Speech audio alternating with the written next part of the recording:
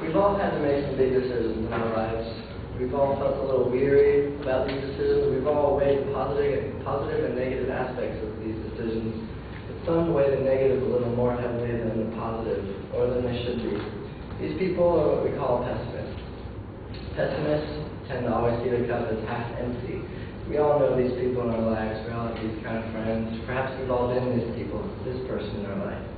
As the quote some of you may have heard, a pessimist is a man who looks both ways before crossing a one-way street. This quote proves kind of the silliness of pessimism. Of course, it's obvious, a one-way street, you don't need to look both ways before crossing. But a pessimist is someone who, when they have a decision or something faced with them in life, think about every possible thing that could go wrong.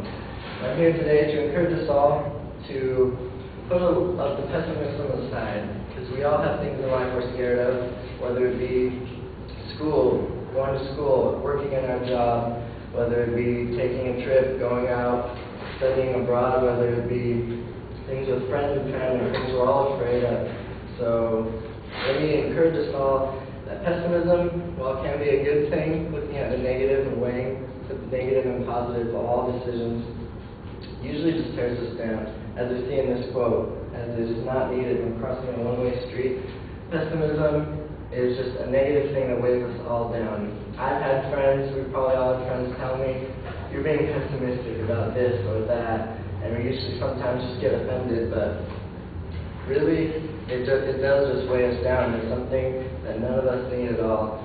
And I'm just here to encourage us in any decisions we are going to make in life that we should just look at the glass a little more half full, if you will, and not look both ways when crossing a one-way street. And I know we all have people in our lives that are the opposite, that are looking to the positive, always looking to the best things in life, always looking at the happy side, even when there really isn't one. And these people can be frustrating also just as much as the pessimistic people. And so my encouragement is to not be either of those people, not to be the one that looks both ways crossing a one-way street, not the one that just jumps into things blindly. So I think personally, and all of us, find some kind of balance between the two. And so that is my encouragement for us today, and I hope you will take it to heart.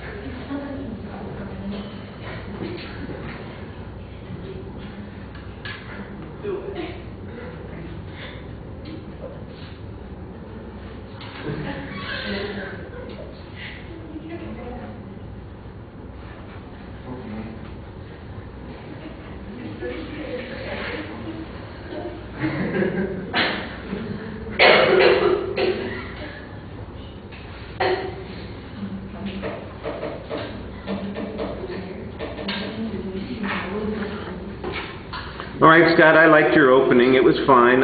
You had a thesis statement that was pretty clear, an interpretation of the topic, but you don't really develop it. You kind of just start talking about the subject and you go in a dozen different directions without pausing on any of them to develop them. You've got some good ideas in there, but there's not much structure to the contents, and so you're a little all over the place, and in fact toward the end it seems like you're shifting topics a bit to the opposite position, the optimism point of view. I think your voice needs to project a little bit more, and you need a little bit more variety in your voice to get the energy level up, but it was very fluid while you were speaking. You need a few more indicators. You tend to hook your fingers in your pockets, and you look a little uncertain about what to do with your hands. You need to be more involved that way. Your facial expressions are a little impassive.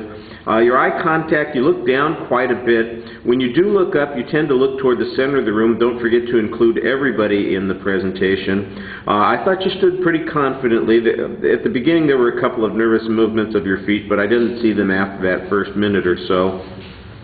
And although there's not really much of a summary because the speech wasn't well organized, you had a pretty reasonable exit line and finish of the speech. Thank you.